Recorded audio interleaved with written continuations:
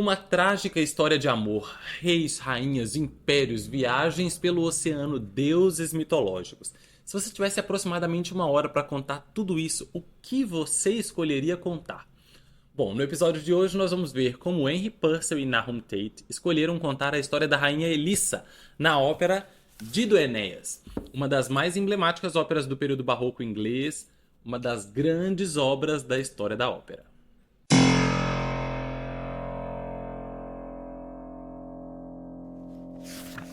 Se você não me conhece, eu sou Bruno Costa, maestro, cantor lírico, contratenor, produtor independente, um verdadeiro entusiasta de música. E este é o Guia Lírico, o meu mais novo podcast onde eu vou conversar sobre as minhas experiências profissionais, os meus estudos, reflexões musicais, reflexões sobre o nosso fazer artístico. Bom, quem me acompanha nas redes sociais já está um pouco acostumado com os meus stories, que eu estou sempre compartilhando coisas, e agora eu resolvi ampliar isso para esse podcast. Então, se você gosta de música, se você é um artista ou se você é um público amante deste gênero, junte-se a nós. Bom, como dito no início desse episódio, nós vamos começar a falar sobre a ópera Dido e Enéas. Eu vou dividir o estudo dessa ópera em alguns episódios. Então, hoje a gente vai fazer só um resumo dessa história, para quem não conhece a história, para quem não conhece esses personagens. E depois, no próximo episódio, a gente vai fazer uma comparação do texto do Virgílio que inspirou esse libreto, as diferenças que existem entre o texto do Virgílio e o libreto do Tate e, inclusive, vamos refletir se será mesmo essa a história dessa rainha. Bom, antes da gente mergulhar na história do libreto em si, vale a gente se situar historicamente a respeito das pessoas que escreveram esta obra. Então, a música é de Henry Purcell, que nasceu em 1659 na Inglaterra e morreu em 1695. Ele morre muito jovem, aí entre 35 e 36 anos. Mas apesar de muito jovem, ele é um compositor muito importante, tanto que muito conhecido. Essa é uma ópera muito conhecida, muito feita, muito executada. E a produção do Purcell é realmente muito grande. Mas essa é a única ópera propriamente dita. Ele escreveu muita música sacra, muita música de câmara, oratório, e ele escreveu muitas músicas para teatro, que são chamadas hoje de semi-ópera, né? Por exemplo, Rei Arthur, Fairy Queen, mas elas não são consideradas propriamente ópera. Dido e Enéas é a sua única ópera. O libreto é de Nahum Tate, ele nasceu em Dublin em 1652. Ele também tem uma função importante na literatura inglesa e ele morre em 715 em Londres, na Inglaterra. Bom, ao pensarmos em ópera barroca, é natural que venha de imediato à nossa mente títulos de ópera italiana do Handel, por exemplo, Rinaldo, Rodelinda, Giulio Cesare, Alcina. São óperas com uma estrutura muito diferente dessa ópera do Purcell, né? As óperas do Handel, a gente tem muitas áreas da capo, também estão todos esses repertórios, né? Mas muitos números solistas, poucos conjuntos e quase nenhum número coral. A ópera do Purcell está diferente disso, né? A gente é praticamente uma ópera coral, tem muitos números corais. O coro assume, inclusive, diversas funções um tanto diferentes do que vem a esse nosso imaginário quando a gente pensa a ópera barroca. Então, o barroco inglês, o barroco francês, as óperas tinham uma participação muito ativa desses conjuntos vocais grandes. Nessa ópera do Purcell, o coro assume alguns papéis diferentes, né? Tanto como a corte da própria Rainha Dido, como as bruxas da feiticeira, como os marinheiros do Enéas, e por vezes também aquele momento em que o coro está apenas comentando com a plateia a moral do que está acontecendo ali. Bom, vamos fazer um pequeno resumo dessa história e uma pequena contextualizada do que está acontecendo antes da cena de fato começar. Essa é uma ópera baseada na Eneida, do Virgílio. Essa é uma obra literária, não é uma obra histórica. Ela não tem o compromisso de contar aqueles dados com veracidade. Então existe muita mitologia em cima disso, muita lenda. E é uma obra que foi encomendada pelo Imperador Augusto para criar um mito sobre a fundação de Roma. Então essa é uma obra muito enviesada, né? E então, de cara, isso já me faz questionar será que é mesmo essa a história dessa rainha fenícia? Porque é uma história dela contada a partir de um livro que está contando a história do Enéas. Bom, a Eneida, muito resumidamente, não tenho aqui a pretensão de fazer uma análise literária, mas ela, muito resumidamente, está contando a história do Enéas, que é um herói troiano que foge de Troia quando aquela cidade é destruída na guerra. E ele tem então uma missão. Os deuses salvaram ele de lá para que ele pudesse fundar uma nova Troia. Então ele sai em busca da Itália, não a Itália que nós conhecemos hoje, mas naquele mesmo território, para fundar então a nova Troia, que é o Império Romano. E no canto 4, no capítulo 4, no livro 4 deste livro, o foco passa a ser a história da rainha Dido, porque nesse caminho até chegar à Itália, ele para em Cartago, ali no norte da África, e ele está contando então é, toda essa trajetória para a rainha Dido e eles então vivem essa história de amor. Então existe, né, esse capítulo que conta, o foco passa para a rainha Dido, lembrando a história de Dido sendo contada por o escritor que está contando a história do Enéas. Bom, e quem foi essa mulher? Elissa era filha do rei de Tiro, onde é atualmente o Líbano, ali perto da Síria, da Palestina. Quando o pai dela morre, o seu irmão assume o poder. Entre muita confusão, ela casada com um sacerdote, que era o segundo cargo mais importante depois do rei. Há uma grande confusão, dinheiro enterrado. O rei, irmão de Elissa, mata o seu marido. Nesse momento ela foge, então, daquela cidade. Não é uma fuga covarde, ela faz isso de uma forma muito astuta, inclusive quando a gente for ler o livro do Virgílio a gente vê isso com mais detalhes. Mas ela foge e funda a Cartago, que é essa cidade que no norte da África, atual país da Tunísia. Exatamente ali, inclusive existe hoje um bairro na Tunísia que se chama Carthage, que é exatamente seria esse lugar onde começou esse império cartaginense. Cartagense? Cartagense ou cartaginense? Império Cartaginês. Vamos então ao resumo da história. A ópera já começa com uma cena que parece estar no meio de algo. A gente não tem aquela inserção dos personagens, aquela apresentação de... a coisa já começa acontecendo. E não é difícil imaginar que naquele momento esse texto do Virgílio era de fato muito conhecido. Ou se não a obra literária, mas esse mito sobre Enéas, sobre esse herói, né? Isso já estava ali. Então a gente vai ver que em vários momentos dessa ópera a história muda de foco assim, sem muita, né?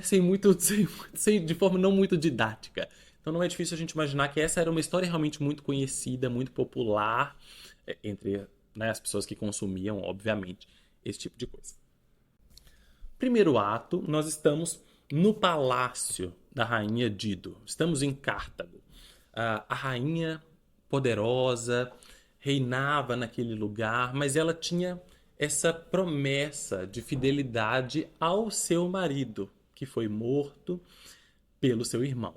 Então ela jurou essa fidelidade, ela não aceitava propostas de outros pretendentes ali daquela terra. Observemos isso que nós vamos lá na nossa outra versão, isso tem uma importância muito maior do que aqui na do Virgílio.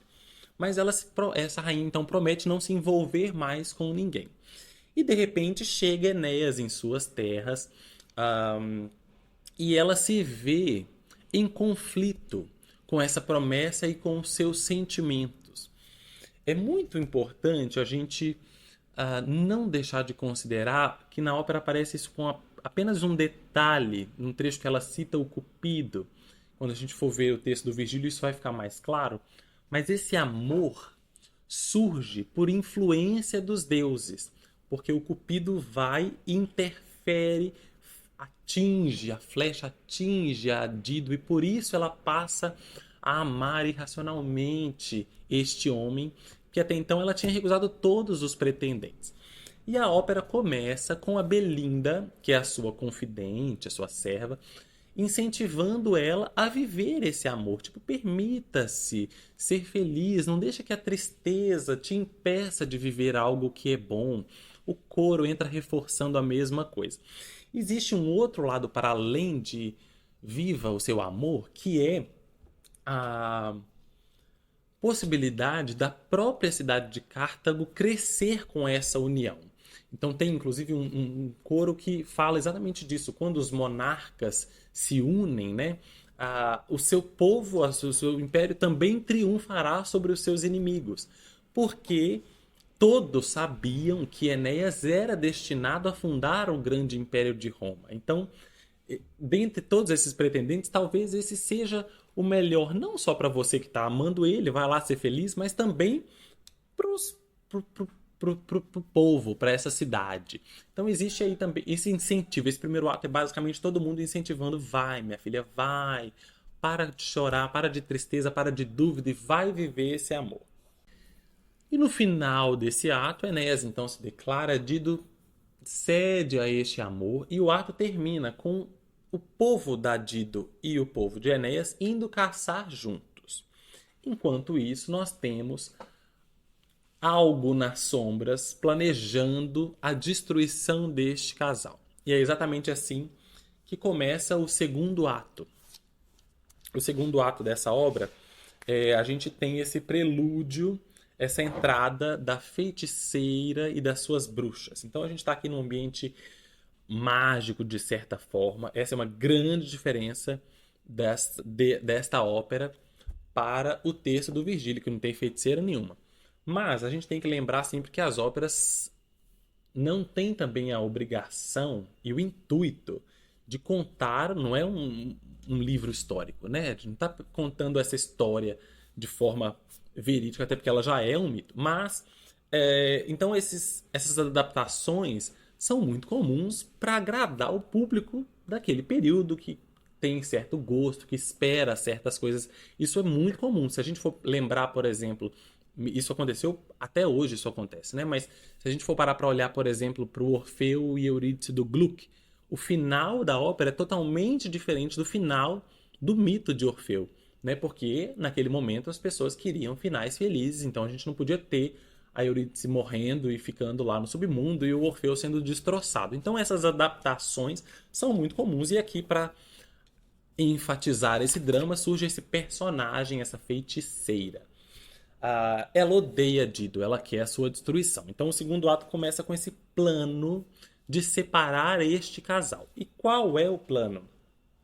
A feiticeira vai mandar um dos seus elfos se disfarçar de Mercúrio, que é um deus, o deus mensageiro, e lembrar Enéas do seu destino. Ele precisa fundar Roma, ele não pode ficar ali apaixonadinho, ficar ali amando. Ele tem que sair daquela terra, porque o destino dele é fundar Roma, a ordem dos deuses. Ele foi salvo para isso. E é exatamente nesse momento da caçada, que essas cortes estão caçando, que ela envia então uma tempestade. Essa tempestade assusta as pessoas, elas têm que voltar ao palácio. Inclusive tem um trecho musicalmente muito legal, que a Belinda começa a cantar Haste, haste to town, e o coro repete isso também, porque vamos voltar. E neste momento aparece então Mercúrio, né, esse elfo da feiticeira, e fala com Enéas. Nesse momento que todos se dispersam, ele fica sozinho. Então o deus Mercúrio aparece para ele e lembra: olha, Júpiter mandou te avisar, querido, você precisa ir embora, vamos lá, você foi salvo, não foi para ficar aqui namorando, você foi salvo para fundar a nova Troia. E o segundo ato acaba nesta cena, né, com Enéas sendo avisado que ele precisa partir. Bom, chegamos ao terceiro ato, acabamos de ouvir aquela música, já estamos no porto, marinheiros, esse povo do Enéas se organizando para ir embora. Ao mesmo tempo, a gente tem a rainha Dido reclamando com a Belinda, porque aí ela já está ciente de tudo isso. Os teus conselhos foram em vão, os céus e a terra estão contra mim, querem a minha destruição. Então, enfim, querida, eu falei que ia dar merda, vocês insistiram e aí eu cedi, olha só, tá acontecendo exatamente o que eu falei. E, ao mesmo tempo, a gente tem lá um recorte da feiticeira que o plano é: hoje a rainha Elissa morre aqui e amanhã a gente ataca o Enéas no oceano. Então tinha um plano ali para destruir os dois. Mas nisso, Enéas aparece para Dido e fala: não, então eu tô mesmo me organizando para ir, mas é porque foram os deuses que mandaram, né? Não é porque eu quero. Ela já estava injuriada, havendo daquela maneira. Ele até fala em, não, eu vou ficar. Eu vou desafiar o meu destino, eu vou desafiar os deuses, mas ali ela já não quer mais. E de fato Enéas parte. E a gente chega no momento mais famoso da ópera, que é o Lamento de Dido. Então ela, enfim, algumas encenações fazem ela já cantando, morrendo, mas ela, no fim, a tragédia toda é que ela morre, ela se mata por causa deste abandono. Isso é uma coisa, é um ponto muito chave nesta obra, tanto no Virgílio, né, quanto na ópera. Este abandono da rainha. Várias óperas depois, várias obras de arte depois vêm se inspirando nisso. A gente tem outras óperas chamadas Dido Abandonada, né? Neste abandono desta mulher, que era uma mulher muito poderosa, né? Era uma rainha. E às vezes, olhando para a ópera, a gente pode ter essa impressão de que foi por ter sido abandonada pelo seu amor, ela resolve não viver mais. Mas isso é uma visão um tanto superficial sobre isso, e aí vale a gente olhar para o texto do Virgílio para a gente entender o tempo que Enéas ficou nessa cidade, o impacto que isso teve no reino e no governo da rainha Elissa, a insatisfação que isso gerou nos outros pretendentes que ela tinha, que começavam agora a se tornar uma ameaça, a influência e todos os jogos que foram realizados pelos deuses, alguns que queriam que desse certo, outros que queriam que desse errado. Então, no fim, quando acontece a partida de Enéas, não é mais só um amor, uma decepção amorosa. Existiu aqui já uma grande desestabilidade nesse governo, uma ameaça muito presente ao reinado dessa rainha. Então, no próximo episódio, a gente vai mergulhar nessa diferença que existe entre o texto do Virgílio e o libreto. Se não existe feiticeira, o que aconteceu aqui? Mas tem muita coisa no texto que não está posto na ópera que nos ajuda a compreender as ações, o tempo que isso levou e o porquê dessa tragédia final. Mas dou aqui um spoiler que eu encontrei outro texto, sem ser o do Virgílio, que conta a história dessa rainha, que nem Enéas existe. No fim, a tragédia do final não tem nada a ver com abandono, não tem nada a ver com decepção amorosa. Eu particularmente gosto muito mais dessa outra versão. Então vamos aqui explorar a história dessa grande rainha que fundou este grande império. Obrigado por ter ouvido até aqui. Se você gostou desse episódio, se você gosta dessa ópera, se você gosta dessa história, não deixa de se inscrever, avalie aí o podcast na plataforma que você estiver ouvindo e deixa um comentário. Assim eu posso tanto avaliar a maneira de gravar os próximos conteúdos, quanto posso trazer também as contribuições das pessoas que estão me ouvindo. Muita gente já fez essa ópera aqui, eu sei. Então a gente pode compartilhar mais ainda curiosidades sobre esta grande ópera. No próximo episódio, então, a gente se vê para comparar o libreto do Tate com o texto do Virgílio. Espero vocês!